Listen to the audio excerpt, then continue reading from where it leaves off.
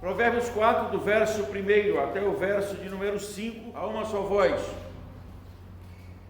Ouvi, filhos, a instrução do Pai, e estai atentos para conheceres o entendimento, porque vos dou boa doutrina, não deixeis o meu ensino. Quando eu era filho, em companhia de meu pai, tenro e único diante de minha mãe, então ele me ensinava e me dizia: retoma no teu coração as minhas palavras, guarda os meus mandamentos e vive. Adquire a sabedoria, adquire o entendimento, e não te esqueças das palavras da minha boca, nem delas te apartes. A igreja pode sentar, irmãos, e mantenha a Bíblia aberta em Provérbios capítulo 4. Irmãos, quando a gente lê Israel, a história de Israel no Velho Testamento, desde o início e depois passando pelo livro dos profetas, você vai ver que Deus se coloca como marido na nação de Israel. E mais tarde é um questionamento que ele faz na época dos profetas, que ele sendo marido, Israel tinha se esquecido dele. E aí no Novo Testamento, Cristo se apresenta como noivo da igreja, do novo Israel de Deus. E o casamento vai se dar na volta de Jesus Cristo. E tem duas cenas nesse campo que eu acho extraordinária. Uma você já leu, na verdade as duas você já leu. Uma aqui em Provérbios 4 e a outra lá no Salmo 42, verso 4.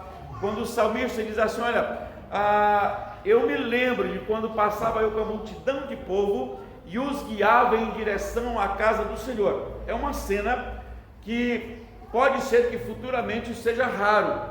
É a multidão de gente andando em direção à casa do Senhor, ou seja, a um local de adoração coletiva, e aí as famílias, Israel se deslocava, tinha em mente Jerusalém. Hoje nós temos várias igrejas, vários grupos. Quando você veio para a igreja, você veio várias pessoas indo, né, uns vão para lá, outros para cá, enfim, há um movimento na cidade, domingo de manhã, que é o povo indo para a igreja, para adorar o Senhor.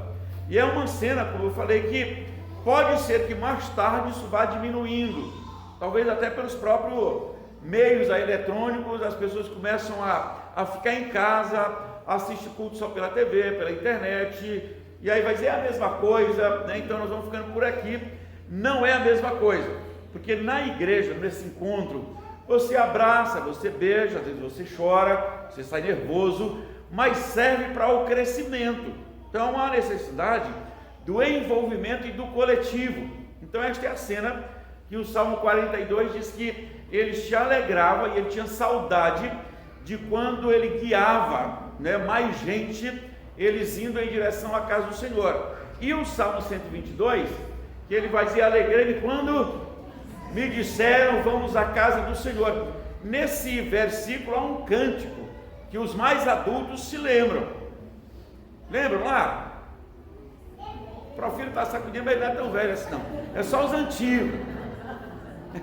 Lembram? Alguns mais novos lembram. Que ele dizia: alegrei-me quando me disseram vamos à casa do Senhor. Na casa do Senhor vão os servos do Senhor para cantar no dia do Senhor. E aí vai, né, repete o verso 122. Esta é uma cena boa, e que eu espero que nunca fique na sua lembrança, né, mas que você sempre se esforce para cumprir isso. A outra cena que é também assustadora, porque pode ser que ela também se torne só na lembrança, está no verso 3 de Provérbios 4, que é o texto que nós lemos. É um filho que diz o seguinte: quando eu era filho, em companhia de meu pai, tenro e único diante da minha mãe. E aí a gente pensa naquela cena, um pai, uma mãe e um filho, e eles andando, seja em direção à casa do Senhor, ou seja no dia a dia, numa vida social, né, agradável, boa. É o equilíbrio do que Deus estabeleceu para a família, para a nossa vida social. E aí ele disse assim: olha, tem um pai, tem uma mãe, tem um filho, e ele disse: eu me lembro disso. Mas nesse convívio que Deuteronômio 6 também já se desgastou, que ele diz que os pais deveriam sentar com os filhos e ensiná-los assentados à mesa, ao deitar, ao levantar e ao andar pelo caminho. Aquela cena de Deuteronômio capítulo 6, ela foi desgastada, porque não há mais tempo para os pais sentarem à mesa, ou indo para o trabalho, indo para um local, né? Hoje cada um vai muito cedo numa direção, e alguns dizem assim: não dá mais tempo, não tenho mais tempo. E esta cena aqui, se a gente juntar com Deuteronômio 6, também ela está ficando escassa, porque não há mais tempo para os pais conversarem com os filhos. E ele coloca alguns temas aqui que são interessantes. Ele coloca sobre sabedoria, conhecimento, companhia do ímpio, justo. Ele disse: nisso está a vida. E o que muitos filhos estão fazendo hoje é não darem mais ouvidos aos pais. Acha que os pais estão ultrapassados. Como alguns membros de igreja, acho que sempre os mais velhos da igreja já estão ultrapassados, já fizeram o que tinha que ser feito, não é mais importante agora, já cumpriram o seu papel. Não, pelo contrário, tanto na família como na igreja, os anciãos são de extrema importância. Volte seus olhos para aí. O que esse menino, o que esse filho estava aprendendo do seu pai? Vamos ver se a gente, como pai ou como filhos, estamos incluídos nessa história. Ele diz assim, olha, começa no verso primeiro o seguinte: ouve, filho, o pai está dizendo, a instrução do teu pai, e estai atento para conheceres o entendimento, porque vos dou boa doutrina, não deixeis o meu ensino. Quando eu era filho, em companhia de meu pai, tenro e único diante da minha mãe, então ele me ensinava e me dizia: retenha o teu coração as minhas palavras, guarda os meus mandamentos e vive. Adquire a sabedoria, adquire o entendimento, e não te esqueças das palavras de minha boca, nem delas te apartes.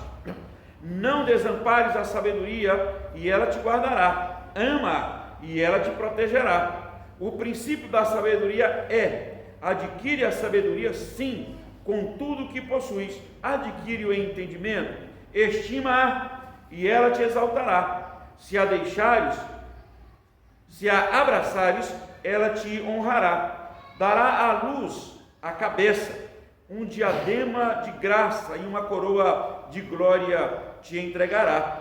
Ouve, filho meu, e aceita as minhas palavras, e te multiplicarão os anos de vida. No caminho da sabedoria te ensinei, e pelas veredas da retidão te fiz andar. Em andando por elas, não te embrasarão os teus passos. Se correres, não tropeçarás. Retém a instrução e não alargues. Guarda, porque ela é a tua vida. Não entres na vereda do perverso, nem siga pelo caminho dos maus. Evita-o, seja o mal. Não passes por eles. Desvia-te dele e passa largo, pois não dormem se não fizerem mal, e foge deles o sono se não fizerem tropeçar alguém. E aí depois você pode continuar lendo, porque é exatamente o que nossos pais falavam quando nós éramos criança. A companhia, com quem você vai, para onde você vai, né? E aí esse aconselhamento de Provérbios 4, ele é atual. Então essas imagens de irem à casa do Senhor e dos pais com os seus filhos, ensinando a respeito da sabedoria, que é diferente de conhecimento, só conhecimento cognitivo. Ele fala que é sabedoria. E Provérbios, também 9 e 10, ele vai dizer que o temor do Senhor é o princípio da sabedoria, e o conhecimento do santo é prudência. Então, se tudo hoje está agitado e tudo está corrido, e a cena de ir à igreja, e a cena de famílias indo à igreja, e de pais sentando com os seus filhos, está ficando cada vez mais escasso, o que será do futuro, como já dizia o Roberto Carlos, o futuro que hoje se faz? Então é preciso que, como igreja, a gente tenha essa preocupação de conduzir os filhos em direção à igreja, e como pais, ter tempo para sentar e transmitir conhecimento aos nossos filhos. Conhecimento e sabedoria. Provérbios 31 fala da mulher sábia, né? Aí Provérbios, uma boa parte vai falar sobre essa sabedoria junto com conhecimento, para que a sociedade tenha equilíbrio.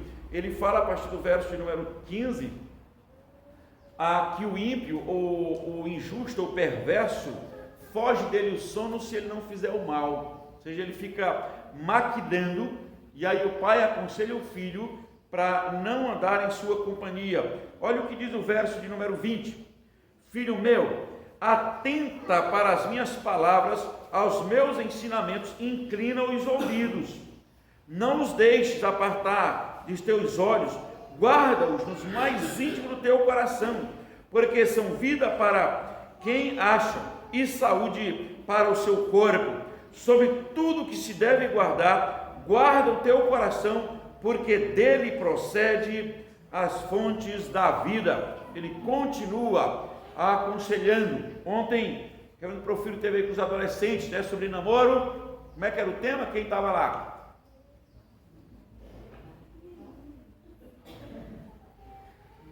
Eu vi que tinha muita gente lá. Já até esqueceram, Profilo. Repete a mensagem essa semana de novo, né?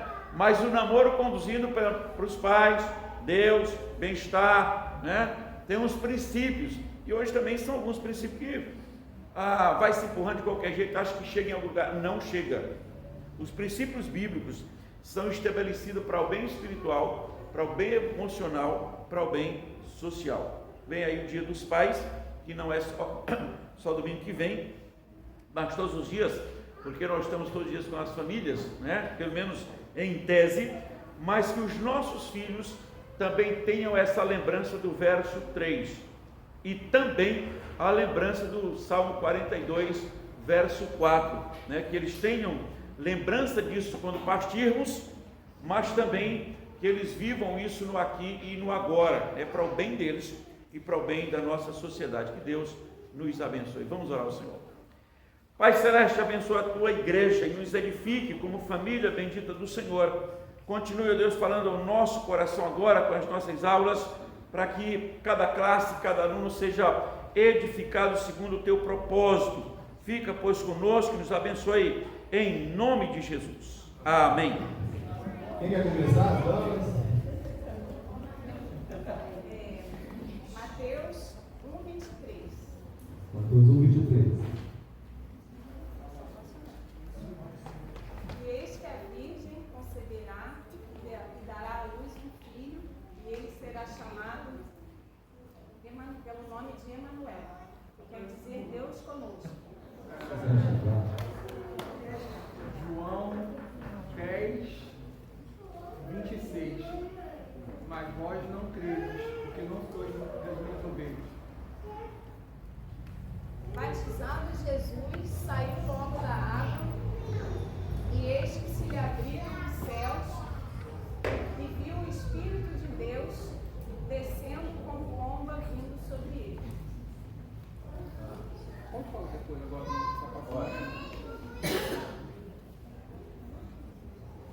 Houve um homem enviado por Deus, cujo nome era João. João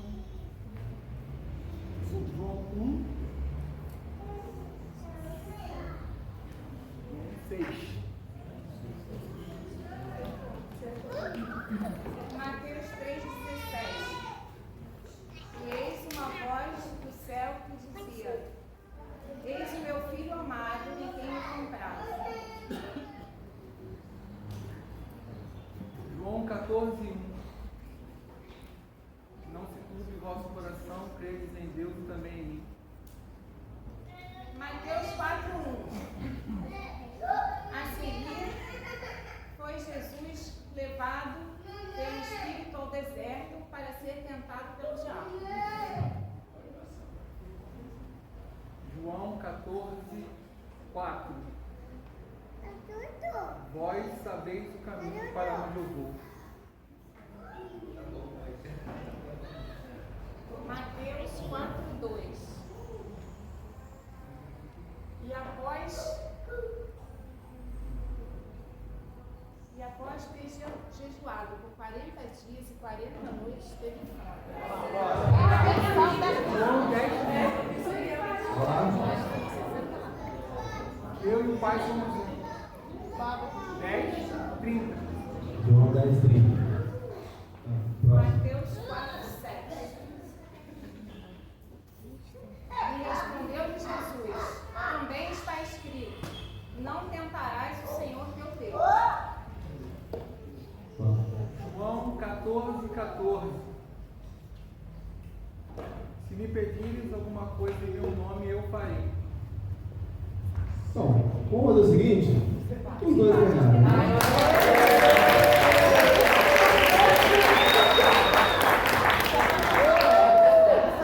Parabéns, é pelo esforço aí.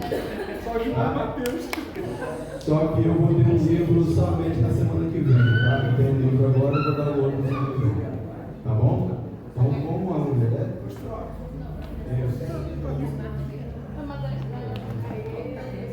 Tá bom? Vamos sentar. Parabéns. Vou estar passando a palavra agora a Paulo. No calendário presbiteriano, no dia 9 de julho, comemora-se o Dia dos Diáconos. E no primeiro domingo de agosto, dos presbíteros. E são homens chamados por Deus, como o pastor bem falou, né, para manter a ordem, para manter as leis, a disciplina da nossa instituição. E são homens valorosos, porque para isso eles despendem um tempo da vida deles, né, com carinho, com dedicação.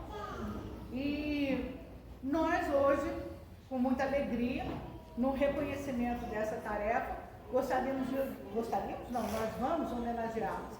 E a chamada foi da Ana Luísa numa singela homenagem, porque é realmente uma singela homenagem, mas receba com muito carinho vindo pela SAF, tá? A princípio nós vamos pedir a Vânia que declame uma poesia. Gostaria que vocês prestassem atenção, é uma poesia adaptada de uma revista da SAF de 1967. Então a SAF já caminha nesse trabalho, né, de homenagem. Se tristes problemas e julgamentos elabora, pense em Deus nesta hora, ajoelha-te e ora. Se conseguires a Cristo, seus amigos vão embora, não te entristeças com isto, ajoelha-te e ora. Se a angústia te invade, se a dor te devora, esqueça toda a maldade, ajoelha-te e ora. E quando a voragem dos anos levar a existência à aurora, não chores teus desenganos, ajoelha-te e ora. Se nos ímpios a desdenha, que rouba o sorriso que aflora, não digas nada a ninguém, ajoelha-te e ora. Mire-se na mãe que enternecida embala o filho que chora, esqueça o revés desta vida, ajoelha-te e ora. Pela água, pelo ar, pelo sol, por tudo que tens agora, da prece faz o crisol, ajoelha-te e ora. E agora também um hino que eu pedi ao Cristiano que cantasse para vocês. E eu gostaria que, assim, no fundo da alma de vocês, é como se fosse uma reafirmação para esse chamado que Deus lhes proporcionou e que aos olhos de muito é pesar, mas aos meus olhos é privilégio e deveria ser encarado assim por todo mundo. Deus tem um plano em cada criatura, e aos astros Ele dá o céu. A cada rio Ele dá um leito e um caminho Ele traçou pra mim.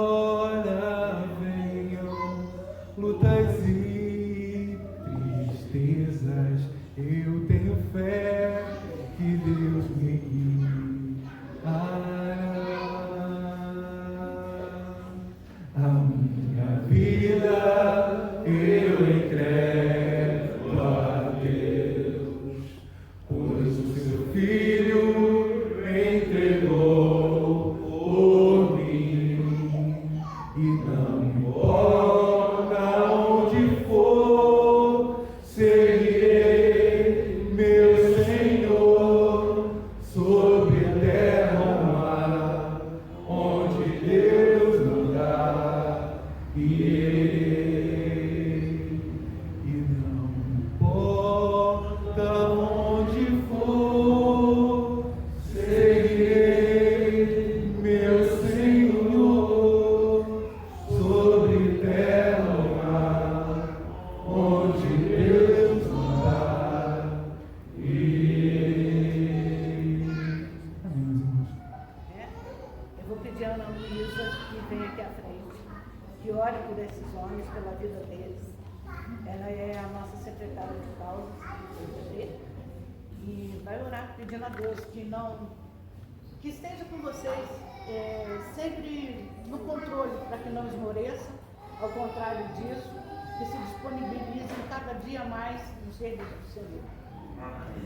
Nós preparamos uma lembrancinha para vocês também, que toda vez que vocês olharem para isso daqui, vai ser um fortalecimento do empreendimento que Deus fez em vocês, e vocês vão se lembrar da homenagem dessa, tá?